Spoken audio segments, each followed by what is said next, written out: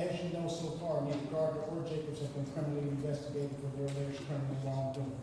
2, when will the complaints against Jacobs for concealing Gardner's video deposition statements be entered into the system? No notification from IAB has been received. When will the complaint against Jacobs for obstructing the complaint against Detective J. Fulton for being entered into the IAB system be entered into the IAB system? No notification has been received. Let me remind you of IAB's vision statement. The Internal Affairs Bureau is committed to preserving the integrity of the Division of Police and maintaining the respect and confidence of the public. The guiding principle by which this will be accomplished will be by unremitting efforts to provide fair, thorough, and complete investigations. Investigators will perform their duties without personal bias, impartiality, and will be fundamental, and investigations will withstand the test of scrutiny. The professionalism of our personnel and objectivity of their investigation will inspire confidence in our ability to encourage open communication with the public and promote an atmosphere of equal treatment for all. Okay. That is currently not happening, even though the city and its departments are funded by local and state and federal tax dollars. So if the city is being given our tax dollars, but we are clearly not receiving the services it states in writing that we're supposed to receive, wouldn't that be considered fraud? Just asking. Thank you. Mr. Attorney, were the questions that you asked this evening, were those submitted to us so that we specifically those questions answered? Those have already been submitted as far as those questions from last week. Got it. These are the questions. Thank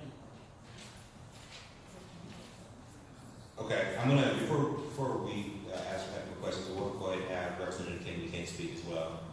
I do want to get clarity on the questions and so that we can get specific questions answered. And so we know what to follow up on. I seem to get several different questions at different times that ask different questions of the same question. So I want to just make sure that we're able to answer. Good evening, President Harden, again, and City Council members.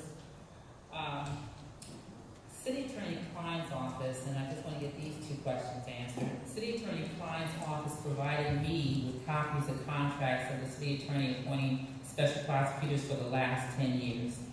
As previously stated, in not one of the contracts does it ask the special prosecutor to determine whether the statute of limitations has expired to investigate a crime. What the contracts did say was that the appointed municipality special prosecutor is to take the case to trial. And that makes sense in accordance to City Attorney Klein's September 6th email, in which he indicated municipalities do not investigate, do not address felonies, and do not have subpoena power. But the question continues to be, when will the City Attorney's Office provide the legal precedent for this one-of-a-kind contract? Because as stated, the City Attorney's Office could provide no copies of a contract where the city used this language in the last 10 years. I am not accusing the City Attorney's Office of anything, but in acting on behalf of my constituency, I am not going to simply accept this contract because the City Attorney's Office wrote it. The wording in the contract is illogical and appears to be worded in this manner to obstruct any complete, thorough, and unbiased investigation into Gardner's alleged dereliction of duty and other offenses alleged, rather than to ensure there is a fair and impartial investigative process being conducted in the best interest of the city. No one can tell me or any reasonable person in the public that it would be in the best interest of the city that this officer is not held accountable in any way for self-confessing in a video deposition under oath in a court of law that he was, has been, and will continue to send child abuse reports that include allegations of physical assault and rape of Black child victims to his junk mail, or that Police Chief Jacobs should not be held accountable for doing the same.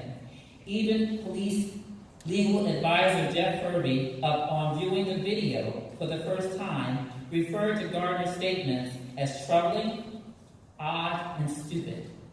Also, as you know, I wrote to the council about being directed to ORC 733.1. Therefore, my question to council is, when will the city council recognize the contract appointing the late Dayton Law Director to assist the city attorney was not approved by the council as required by law and therefore unenforceable. And let me say this, I do want to thank you,